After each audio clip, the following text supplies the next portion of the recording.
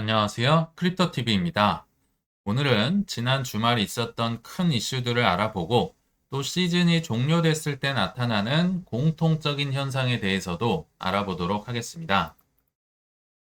이 시국에 굉장히 중요한 시국이죠. 세력들의 말이 아니라 행동을 봐라. 행동을 봐야 될 것 같은데 지난 주말에 많은 행보들이 있었고요. 대부분 블랙락이 연관이 돼 있어서 한번 살펴보도록 하겠습니다. 자, 첫 번째 소식은 잭 도시의 블럭이라는 회사가 저번 주말에 S&P 500에 편입되는 경사를 누렸습니다. 잭 도시는 아시겠지만 비트코인 맥시멀리스트입니다. 비트코인만 킹왕짱이라는 사람이고요. 블록은 과거의 이름은 스퀘어라고 하고요. 쉽게 말하면 비트코인으로 소상공인 결제, 모바일 결제를 하는 핀테크 회사라고 보시면 되는데요. 이 회사가 S&P 500에 진입을 합니다. 굉장히 큰 의미가 있어요. 예를 들어 보면요. S&P 500이 있고 나스닥 100 지수에 편입이 되고 이 두 가지가 사실 이 대표들의 꿈이긴 꿈인데요. 그 중에서도 S&P 500이 더 들어가기가 까다롭습니다. 왜냐하면 시가총액도 나스닥보다 훨씬 커야 되고요. 또 4분기 연속 흑자를 내야 된다는 등 굉장히 이게 허들이 높다는 거죠. 그러니까 대신에 나스닥은 꿈과 희망을 먹고 살기 때문에 조금 현재가 별로여도 좀 집어넣어주는 경향이 있는데 여기는 정말 모범생들만 들어가는 정말 실질적인 성공이라고 보시면 됩니다. 최근에 예를 들면 코인베이스가 여기에 들어갔고요. S&P 500에 스트래티지가 나스닥 100 지수에 편입이 됐습니다. 좀 느낌이 오시죠? 나스닥이 그렇다고 수익률이 못한 게 아니에요. 오히려 나스닥이 수익은 더 날 수 있지만 전반적인 점수로 볼 때 여기가 더 성공이다, 까다롭다 이렇게 보시면 되는데 잭 도시에 블럭이 지금 들어갔다는 거고요. 예전 분들은 기억나시겠지만 블록이라는 회사는 2020년 10월부터 월별 나오는 수익의 10%를 나는 매월 비트코인을 사는데 쓸 것이다 해서 제가 한번 알아보니까 현재 기준으로 약 8,584개의 비트코인을 모았었고요. 평균 단가가 무려 3만 불입니다. 현재 뭐 12만 불 조금 뭐 넘었으니까 4배 이상의 수익을 거두고 있는 맥시멀리스트다운 뭐 엄청난 회사인 것 같아요. 근데 저는 이런 회사를 볼 때마다 항상 위에 누가 있지? 대주주가 누구지? 이런 걸 좀 찾아보는 경향이 있거든요. 자, 그럼 누가 이렇게 좋다는 S&P 500에 편입시켰을까? 이게 저는 궁금하다는 거죠. 대주주가 누구일까? 자, 그래서 블록의 명단을 한번 봐보면 유명한 옛날 그 대사가 있었죠. 다 아는 사람들이구만. 다 아는 사람들이었습니다. 창업자, 잭도시는 보통 뭐 대주주 1위라고 하지는 않아요. 보통 창업자는 빼고 얘기를 한다. 또 의결권 10배짜리를 많이 모아놨었네요. 자, 실질적인 대주주 1위가 뱅가드 8.2%. 야, 뭐 어디 안 끼는 데가 없죠. 비트코인 뭐 안 산다고 하면서 코인베이스도 1위, 마이크로 스트래티지도 1위. 여기 블록의 주주도 실질적인 1위네요. 그리고 2위가 블랙락 6.8% 실질적인 2위죠. 그리고 3위가 캐시우드의 아크 인베스트먼트, 4위가 피델리티, 5위가 모건 스탠리, 6위가 이제 뭐 일본계인 것 같고요. 그래서 전부 다 아는 사람들이구만. 그래서 이런 분들이 으쌰으쌰해서 민 게 아닐까. 뭐 당연히 블랙락이 들어가 있다는 거죠. 그래서 이런 추정을 한번 해봤고요. 자, 두 번째 소식도 블랙락과 연관이 있습니다. 연속해서 간접적으로 드러내는 또 다른 행보. 저번 주말에 비트코인을 보유한 컬 또는 컬러 테크놀로지라는 회사에 지분 5.6%를 취득했다고 7월 15일자 근처에 공시를 아마 SEC에 한 것 같아요. 근데 왜 샀을까요, 이 기업을? 비트코인을 많이 들고 있으니까 샀겠죠. 제가 이 회사를 좀 알아보니까요. 쉽게 말하면 정말 뭐 좋다는 건 다 하고 있었습니다. 전기차, 항공우주, 특히 에너지 쪽으로 전문 회사였고요. 5G 통신, 그래서 미국 국방부와 나사와 협력을 하고 있는 뭐 이래저래 좋은 뭐 ESG도 하고요. 여러 가지 좋은 회사긴 하지만 블랙락은 아마도 비트코인을 여기가 많이 들고 있고 또 채굴도 하고 있어서 채굴 수익률이 연간 291%에 달하고 있습니다. 즉, 챗 GPT가 알려주네요. 디지털 자산에 노출이 되어 있는 회사를 이제 지분을 공시를 함으로써 비트코인 포모를 일으키려는 게 아닌가라고 저는 추정을 합니다. 그래서 이 대주주 역시 습관처럼 한번 알아봤습니다. 일단 창립자 마이클 모는 빼기로 하고요. 여기서도 실질적인 1위는 뱅가드입니다. 뱅가드. 야, 이럴 거면 그냥 사라. 웬만하면 왜 뭐 비트코인은 싫다, 나쁘다 하면서 뭐 죄다 지분 1위를 차지하고 있으면 좀 그렇죠. 이제는 좀 팔았으면 좋겠다. 2위가 실질적으로 블랙락이 실질적 2위. 그래서 지금 현상을 볼 때 블랙락 역시 의도적으로 5%를 넘기면서 비트코인의 포모를 만들어가고 이어가고 있다. 그러니까 5%를 안 넘기면 공시가 안 되거든요. 근데 굳이 5.6%, 5.8%를 하면서 7월 15일경에 이렇게 드러낸다는 건 사실 여기만 드러낸 건 아니죠. 뭐 이더리움 비축에서 비트 디지털도 공시를 했었고 지금 여러 가지 뭐 피터 틸도 비트마인 회사 이더리움 비축에서 9.1% 샀었다고 공시를 했었죠. 세력들이 의도적으로 5%를 넘기면서 나 이거 있지롱 이렇게 포모를 일으키고 있지 않나 생각이 듭니다. 근데 7월 초쯤 들어서 약간 분위기가 바뀌었었죠. 더 빠르게는 6월 말쯤에 이제는 비트코인보다는 이더리움으로 뽐뿌지를 하는 뭐 블랙록 이하 많은 이제 세력들의 행동이 계속 드러납니다. 최근의 기사인데요. 블랙락이 비트코인보다 이더리움을 5배나 더 많이 매수했다. 굉장히 자극적으로 썼지만 요거는 조금 과장이 있는 이제 기사 제목이었고요. 실질적으로는 그냥 조금 더 샀습니다. 비트코인을 한 4억 9천만 달러 정도 샀으면 이더리움은 5억 4천만 달러 정도. 그러니까 이더리움을 조금 더 많이 사긴 했지만 그 자체가 어마어마하다는 거죠. 왜냐하면 시가총액을 기준으로 하면 비트코인이 이더리움의 한 5배 정도 되거든요. 그러니까 비슷하게만 사도 이더리움은 5배 더 많이 사는 효과를 거둔다는 거를 이제 시가총액 가중 평균으로 해가지고 볼 때 5배 더 많이 샀다라고 이제 이번 기자분들은 이렇게 얘기를 한 것 같아요. 자, 여기서 중요한 대목은 7월 초부터 블랙락의 초점이 가시적으로 전환됐다. 그래서 이더리움 유입이 비트보다 더 빠르게 증가하고 있다. 그러니까 6월 말에서 7월 초쯤에 이제 뽐뿌질이 여러 군데에서 보여서서 특히나 톰리 같은 사람이 막 CNBC 나와서 이더리움 가져야 외친 게 저도 약간 이해가 안 됐었는데 알고 보니까 7월 15일 SEC의 그 공시를 기준으로 해서 그 전부터 뽐뿌질이 나왔었구나.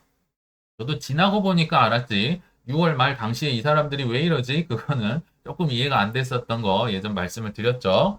그리고 역시 최근에 블랙락의 iShares ETF에서 이더리움 스테이킹 ETF를 신청을 했었죠. 뭐 기사가 길지도 않습니다. 그냥 덜렁 한 줄 신청했다. 끝.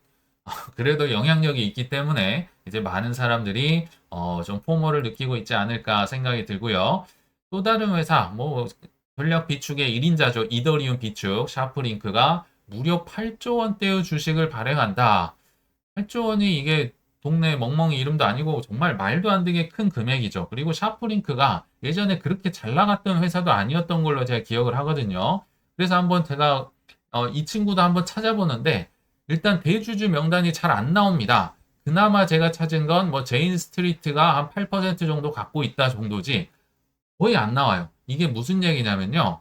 의도적으로 세력들이 5% 이상을 이거는 지분을 차지하지 않고 뭐 4%, 3% 이렇게 사거나 아니면 세력들이 계정을 여러 개 만들어서 여기저기 사고 있고 이런 식으로 지금 의도적으로 그 본인의 이름을 드러내지 않고 있거든요. 블랙락 아까 뭐 피델리티 뭐 뱅가드랑은 지금 다른 행보예요. 근데 8조 원이 어디서 났는가 제가 끈질기게 한번 찾아보니까 일단은 이 샤프링크 게이밍이라는 회사가 원래는 샤프링크 이스라엘이었습니다. 즉 19년도에 이스라엘에서 본사가 설립이 되고 창립이 됐는데 나중에서야 델라웨어에 그 본사를 둔 회사와 합병이 되면서 지금은 샤프링크 이스라엘이란 회사를 그냥 자회사로 두고 있더라고요. 그래서 요거 유대인들이 좀 섞여 있구나. 유대인 돈이. 또 때마침 제가 조셉 루빈이 혹시 유대인이 아닐까 생각하고 찾아보니까 역시나 유대인이었습니다. 뭔가 드러내고 싶지 않은 유대인들의 돈이 어느 정도 들어가 있겠구나라고 추정을 한번 해봤습니다. 사실은 아니에요. 다만 샤프링크 이스라엘과 조셉 루빈이 유대인이라는 건 사실이 맞습니다. 그래서 유대인들이 이렇게 뻔뿌지를 하고 있지 않나 이런 추정을 한번 해봤고요. 블랙락도 그렇고 유대인들도 그렇고 뭐 톱니도 마찬가지죠. 최근에 또 여기 코인데스크에 나와서 굉장한 인터뷰를 했는데 얼렁뚱땅 사실 이더리움 그 만불 간다 외쳤었는데 얼렁뚱땅 높입니다. 만불에서 15,000불 가는 게 적당한 것 같다. 괜찮은 것 같다. 15,000불이면요. 김치 프리미엄을 빼더라도 2천만 원이 넘는 엄청난 금액이에요. 자, 이런 걸 볼 때, 야, 때가 되니까 지금 뭐 금리 인하도 안 됐고 관세 전쟁 해결 안 됐고 은행 규제 완화도 안 됐지만 주연은 톰 리와 조셉 루빈, 그 이더리움 창립자죠. CNBC에 나와서 막 나스닥 타워에서 엄청 마케팅을 하고 조연은 블랙락과 피터 틸, 여기도 비트 디지털 회사 지분이 공개가 됐고요. 피터 틸도 비트마인이라는 전부 다 이더리움 비축한다는 회사에 뭐 공개적으로 가지아를 외치든지 지분을 간접적으로 드러내든지 야, 저도 이더리움이 오를 거라고는 확신은 했지만 이런 블록버스터급 영화가 나와서 주연과 조연이 나올지는 솔직히 예상을 못했습니다. 참 대단한 영화가 만들어지고 있는 우린 현장을 아마 목격하고 있지 않나 생각이 듭니다. 본론에 앞서서 좀 중요한 게 있어서 참고로 하나만 더 말씀을 드리겠습니다. 주말에 있었던 큰 이슈가 두 가지가 있었는데요. 이 얘기를 왜 드리느냐? 제가 평소에 방송에서 코인베이스 얘기를 많이 했기 때문에 코인베이스 보유자들은 좀 들어주시면 좋겠다 생각이 들어서 한번 넣어봤습니다. 자, 어떤 얘기였냐? 블리시라는 그래도 꽤 큰 미국의 거래소가 있거든요. 여기가 또 다른 뭐 불장 정점의 신호 중에 하나죠. SEC에 IPO를 신청을 했다. 근데 이제 너무 흔하게 나와서 사실 뭐 큰 감격은 없는 것 같고요. 역시나 궁금했습니다. 대주주가 누구지? 제가 살펴보니까 이거는 뭐 굳이 찾지 않아도 기사에서 다 알려줍니다. 블리시는 피터 틸, 팔란티어 CEO, 전 페이팔 CEO, 뒤에서 세력들을 조종하는 뭐 중요한 인물 중에 하나죠. 피터 틸이 이끄는 파운더스 펀드, 그리고 갤럭시 디지털의 마이크 노보그라츠 등등이 투자를 한 뭐 A급 회사입니다. 꽤 큰 회사인데요. 그리고 23년도에는 코인데스크를 인수하기도 했었다. 사실 예전부터 코인 쪽을 많이 키우려고 했었죠. 자, 대주주는 알았네요. 피터 틸이 나왔는데, 자, 이 회사가 얼마나 크냐면요. 25년 1분기 기준으로 비트 이더의 거래량 기준, 그 이하 알트코인은 아직 거래량이 많지는 않은 것 같아요. 비트 이더 기준으로 세계 5위 안에 드는 회사가 지금 SEC에 도전장을 내밀었다. 무슨 얘기냐면요. 코인베이스와 경쟁이 굉장히 치열해진다는 겁니다. 과거에는 코인베이스만 있었는데 지금 뭐 크라켄 있고 제민이 있고 블리시 있고 수많은 기업들이 온다. 또 다른 회사가 또 등장을 했었죠. 찰스 슈왑 역시 큰 뭐 대형 증권사 중에 하나인데 지난 주말 금요일에 비트코인 이더리움부터 납 좀 팔고 싶어. 비트 이더 현물 거래 서비스를 출시할 계획이라고 밝혔다. 그래서 제가 드리고 싶은 말씀은요. 어, 제가 코인베이스를 살 때는 22년도였거든요. 한 40불, 41불, 42불까지 샀던 걸로 기억이 납니다. 자, 근데 그때 당시에는 원탑이었어요. 거래소 중에 최초로 들어갔고, 뭐 코인 기업을 다 따져보더라도 마이크로 스트레티지랑 코인베이스 정도였습니다. 물론 채굴 주식도 좀 있긴 했지만, 그러니까 과거에는 굉장히 희귀성이 있었다. 뭐 부동산으로 하면 정말 입지 좋은데 딱 있었던 좋은 기업이었고, 또 최근에 서클이 굉장히 IPO로 성공을 하면서 서클의 수익 50%를 가져가는 엄청난 회사다 해서 지금 연일 뭐 신고점을 뚫고 올라가고 있는데, 반해 현재는 정말 수많은 IPO들, 아까 말씀드렸지만 뭐 크라켄, 제미니, 블리시, 찰스 슈왑 다 이제 상장이 된다는 겁니다. 그러면 과거와 같은 엄청난 메리트는 없구나. 코인베이스도 정말 오래 한번 들고 가보려고 생각을 했었거든요. 근데 조금 생각이 바뀌었습니다. 이번 사이클에 알트코인처럼 뭐 알트코인은 매도해도 되고 안 해도 되고 아니죠. 웬만하면 다 털어야 되죠. 알트코인처럼 대략 정점 근처에 한번 매도를 할 생각을 갖고 있다. 그래서 코인베이스를 뭐 영원히 들고 가진 않을 것이다. 왜냐하면 과거에 비해서 메리트가 좀 떨어졌기 때문에 요거를 좀 말씀드리려고 한번 넣어봤습니다. 자, 이제 본론으로 굉장히 중요한 소식을 한번 제 생각을 말씀을 드려보겠습니다. 사이클이 종료될 때, 시즌이 끝날 때 확률이 비교적 높게 나타나는 증상. 근데 문제가 있죠. 종료가 됐는지 안 됐는지는 지나봐야 알기 때문에 이게 참 어렵죠. 근데 제가 요거를 한번 말씀드린 이유도 뒤에서 좀 소개를 해드릴게요. 굉장히 중요합니다. 우리의 지금 관심은 언제 팔 것이냐죠. 언제 팔 것인가. 그래서 하이먼 미스키 모델을 아마 계속 좀 머릿속에 넣어두셔야 되지 않을까라는 생각이 듭니다. 왜냐하면 수많은 시체들과 P값으로 이루어진 굉장히 확률이 높은 차트이기 때문에 그렇죠. 과거에 소개해드렸지만 현명한 투자자가 살 때는 가격이 재미없고 기관 투자자가 살 때도 뭐 그렇게 별로 재미없고 대중 참여가 될 때 지금 이 구간 어디에 우리는 있을 거라 생각이 듭니다. 이때부터 이제 긴장을 해야 되는데 자, 여기서 질문을 한번 드려볼게요. 정점 통과 후에 주목할 부분. 자, 사이클이 끝나버렸습니다. 종점 때 팔았으면 좋겠는데 사실 못 팔 가능성이 99.9%입니다. 정점 근처에서 팔기가 어려워요. 자, 그럼 통과 후에 주목할 부분이 여기서 언제입니까? 여기입니다, 여기. 정점을 통과했어요. 근데 이게 정점인지 지나고 나니까 아닌지 모른다는 거죠. 그래서 뚝 떨어졌다가 현실을 부정하는 단계. 이번에는 다르다. 가지아를 외치는 이 구간이 있다는 건데요. 제가 드리고 싶은 말씀은요. 왜 이 얘기를 하느냐? 정점을 놓칠 수 있으니가 아니라 뭐 놓칠 가능성이 99.9%예요. 정점에 팔 수가 없으니까 이때라도 팔자, 눈물을 머금고 팔자가 이번 영상의 핵심이다. 매도의 핵심이라고 보시면 좋을 것 같아요. 분명히 이때 우리 많이 못 팔 거예요. 그러면 이때라도 눈물을 머금고 팔아야 된다. 한번 많이 예를 들어서 소개를 해드려 보겠습니다. 2017년과 2018년 비트코인 차트에는 이 패턴이 거의 정석대로 나타났었습니다. 이게 이제 하이먼 미스크의 모델 한번 머릿속에 넣어 주셔야 됩니다. 그 비트코인 차트를 보면 정말 정석대로 갔습니다. 뭐 이렇게 재미없을 때 꿀렁꿀렁 여기 꿀렁꿀렁꿀렁 올라가다가 꼭 한번 올라가는 게 17년도 12월 달 우리 기억나실지 모르겠어요. 이때 같은 상승장은 앞으로도 좀 오기가 쉽지 않을 거다. 특히 알트코인은요. 자, 거의 뭐 정점을 뚫고 탁 한번 꺼졌죠. 한번 꺼지다가 다시 한번 올라오는 이때가 이제 현실 부정 단계죠.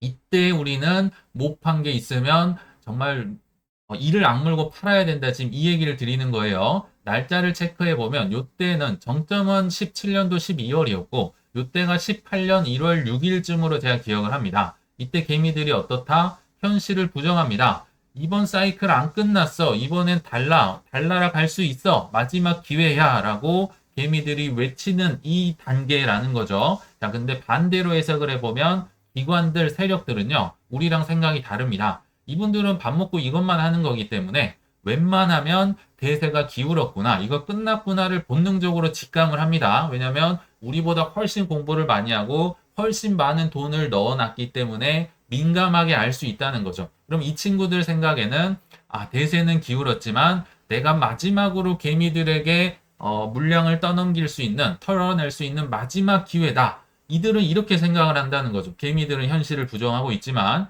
즉 양측의 수요가 절묘하게 만나는 현상이 역사적으로 이렇게 반복이 되더라. 요게 생각보다 잘 나오더라. 시즌 종료된 이후에, 정점이 나온 이후에 반복이 되더라. 라고 제가 좀 확률 높다는 걸 얘기를 드리고 싶었던 겁니다. 자, 그럼 21년도, 22년도 비트코인 차트를 한번 보겠습니다. 이때도 비슷했는데 변수가 있었습니다. 항상 변수는 생길 수 있죠. 자, 여기 보시면 이때가 21년도는 상승이 2번 됐잖아요. 이게 비트코인 차트인데 상반기 4월에 한번 나오고 11월쯤에 한번 나오고, 그러니까 정점도 나왔고 그때 이후에 이제 현실 부정 요것도 나왔어요. 이때라도 팔자 요것도 나왔는데 문제는 계획에 없던 왕봉우리. 사실 이게 비트코인은 이때가 낮았지만 알트코인은 이때 난리여서 21년도 4월에 대부분 많이 들어오셨잖아요. 막 그 일론 머스크가 도지 파더라고 하고 다니고 난리 났었을 때, 이게 계획에 없었는데 왜 들어왔냐? 팬데믹 때 이 돈을 너무 많이 풀었기 때문에 이 돈의 양을 감당하지 못하고, 원래는 요 정도의 탑이 오는 게 맞았다고 제가 생각이 들었어요. 예전에 뭐 영상 찍기 전에도 막 1년 전, 2년 전에도 이렇게 얘기를 했었는데, 문제는 이 푼 돈을 감당이 안 된 거예요. 그래서 우리가 예상치 못한 초대받지 않은 이 손님이 나와서 이때 에너지를 너무 많이 빨아들인 겁니다. 그러니까 사이클 탑이 제 생각보다도, 그리고 웬만한 전문가들 생각보다 훨씬 덜 갔습니다. 저는 이때 한 1억 원은 정말 찍을 줄 알았거든요. 대부분 그렇게 생각했는데 이때 에너지가 분산이 됐구나. 그래서 이때가 생각보다 덜 갔던 사이클 탑이 나왔고요. 자, 여기서 올라올 때도 이것도 생각보다 덜 올라가죠. 이것도 에너지를 얘가 빨아간 거라고 생각이 들어요.